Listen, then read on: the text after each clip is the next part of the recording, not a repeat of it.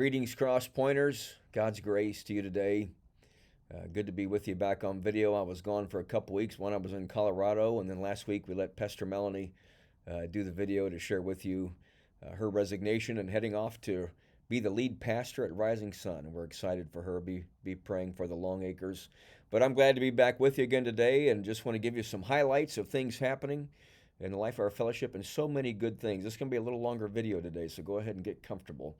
One Sunday night, well, we just had a great day on Sunday. Just a great Sunday morning worship service, great time of worship together, and just a wonderful sense of God's Spirit in the worship service. The worship team, absolutely amazing on Sunday. They're great every Sunday, but it was just amazing on Sunday, and so thankful for them. And then Sunday night, we had our church picnic / church potluck in the center because it was raining like the flood was happening again. And but that was great too. We had almost standing room only. So many of you came out even in the midst of the rain, and we had a great time of fellowship together. Just great food, great company. It was a wonderful time. And as a part of that, we had the baby gender reveal for Unique, the young woman who's letting us kind of be her church family and letting us walk with her through this pregnancy. And we found out Sunday night she's having a little baby girl. And I just found out a couple weeks ago I'm going to be the grandfather of a little baby girl. So excited about that as well. But it was just, Sunday night was amazing. As a pastor, I kind of have this highlight reel of ministry moments that just stick out to me, that just touch my heart. And I got to tell you, Sunday night was one of those. The look on Unique's face, the look of joy on her face, when we set off the little poppers and the pink streamers went flying everywhere, it was beautiful. And we caused the kingdom of heaven to touch earth on Sunday night. And I just want to thank you for letting me be a part of that. The way you've given of your time, of your energy, of your resources to help start these different missions, one of those being the Hope for New Life mission. It was just amazing. And I'm so thankful just for the opportunity to be a part of it. Again, as I think of the highlights of my almost nearly 30 years of pastoral ministry, I promise you, that's got to be in the top 5, I think. It was just a beautiful night.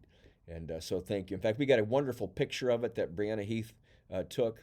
I'll show that picture on Sunday morning for those of you who haven't seen it. It's on Facebook. But just an absolute beautiful moment. And we're going to have another one of those moments on Thursday. I just know it's going to be another highlight reel in my head.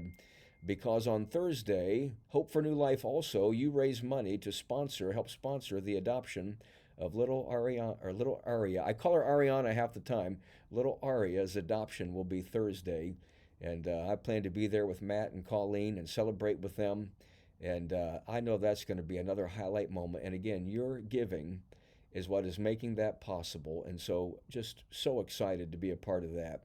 And talking about all these babies and kids, I want to mention to you something about Ministry Safe. I brought Ministry Safe with me from Texas. Our denomination requires, every district requires, that a church have in place something to do their best to keep children and young people safe. And so years ago, as I was looking at different options, I chose Ministry Safe. And the reason I chose it is because it does far more than simply do background checks. Background checks actually do very little to keep our children and young people safe. It might help weed some people out, keep them at a distance. So they serve a purpose. But we need something far more than that, and Ministry Safe is that. What it does is it gives us an entire church full of people who have been trained how to watch out for our children and young people. And so you might ask, well, why in the world? I'm an usher, I've been an usher for 50 years at the church. Why do I need to go through Ministry Safe? I don't teach the kids. No, but you're an extra set of eyes. You see children running around. You see our young people around the church. It's an extra set of eyes and ears to kind of see and hear and help keep our children and young people safe. I believe in Ministry Safe. So if you serve as an usher, a greeter, if you serve on the church board, if you serve as a children's worker, if you serve with young people, if you're going to drive a van sometime, if you're going to serve at VBS, if you're going to be an upward coach, if you're going to have any contact, be in any type of leadership role, I'm going to require you to go through Ministry Safe. I make no exceptions for it, because as soon as I make one exception, then other people start to say, well, so-and-so didn't have to go through it. But it's all designed to keep our children and young people safe, and we all want that.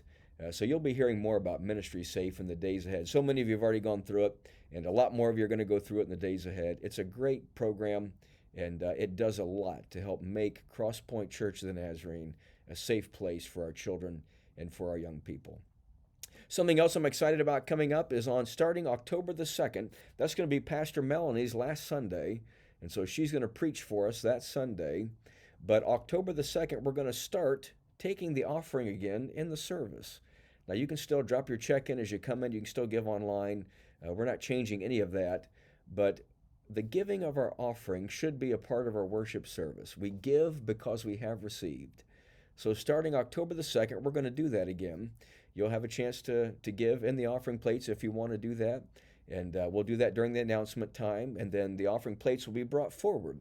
And we'll pray a prayer of blessing over them, giving thanks for the gifts of the people. So I'm excited to get back to doing that. I've missed that during this COVID and post-COVID world we've been living in. Also, don't forget, Upward Games started this past weekend. We had hundreds of people on the church property. Just a fun environment. Come out and check out Upwards if you haven't ever done so. Upward Sports is a great opportunity for our young people. It's a great ministry of our church. And the games are going on every Saturday starting at 9 o'clock. So plan to come out and be a part of that. Also, November the 22nd, you're going to have the opportunity to help us distribute 250 Thanksgiving dinners. November the 22nd, 250 Thanksgiving dinners our church is going to be able to give away thanks to the generosity of Mount Air Farms. They're going to drop those dinners off that Sunday. It's a chicken with all the fixings for Thanksgiving. Turkeys are going to be sparse, we're hearing this year.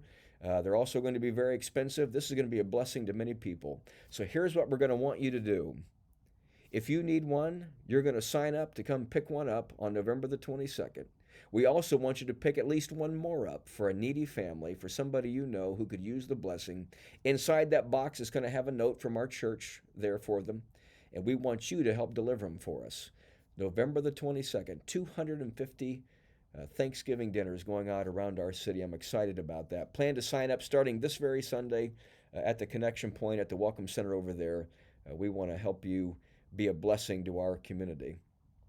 Also, September the 24th, we've got Philip Zimmerman coming to be with us. He's the pastor, the director of Church in Action in Germany. He was with us about a year ago.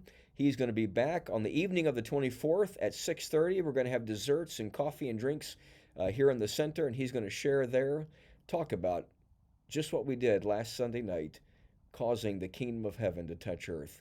So if you want to understand more of what we're trying to do as a church, who we're seeking to become as a church, be there the evening of the 24th, and then he'll preach for us on that Sunday, the 25th. Also, that Sunday, the 25th, we've got a grandparents' Sunday school class starting up.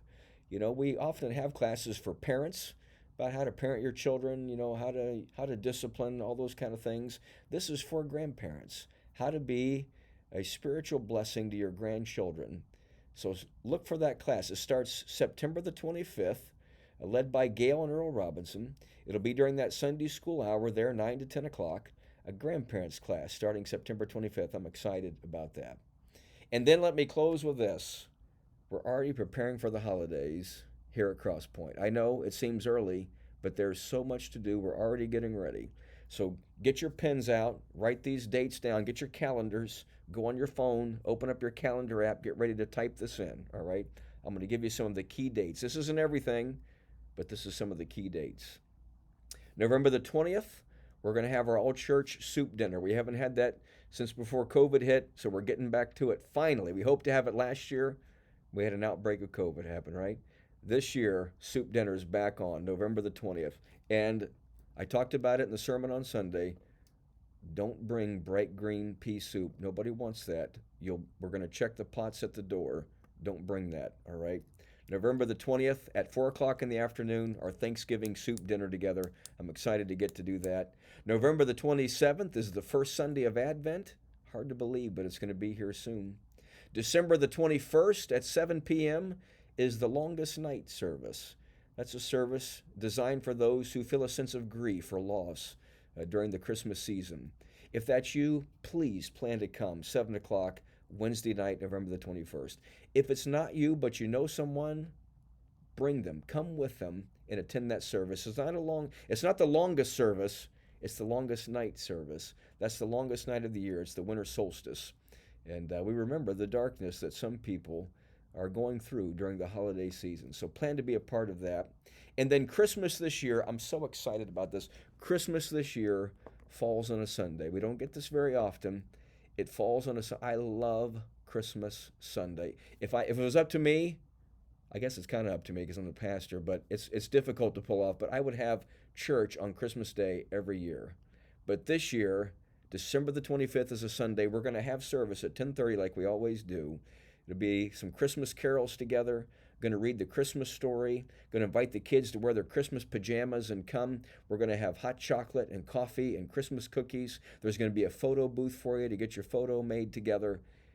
It's going to be awesome. I know some of you are saying, well, we can't do that. We do our family. Trust me. I promise you, if you come, you'll be saying, I wish we did this every Christmas. Get up, open presents, get ready, come to church, bring the kids in their Christmas pajamas. Let us have a chance to worship together. We're going to close with Christmas communion together. It won't be a long service. You'll be back and ready to have lunch together and for the kids to get to play with those toys. Make it a priority. I promise you you'll be glad you did. God's grace to you. Look forward to seeing you again on Sunday.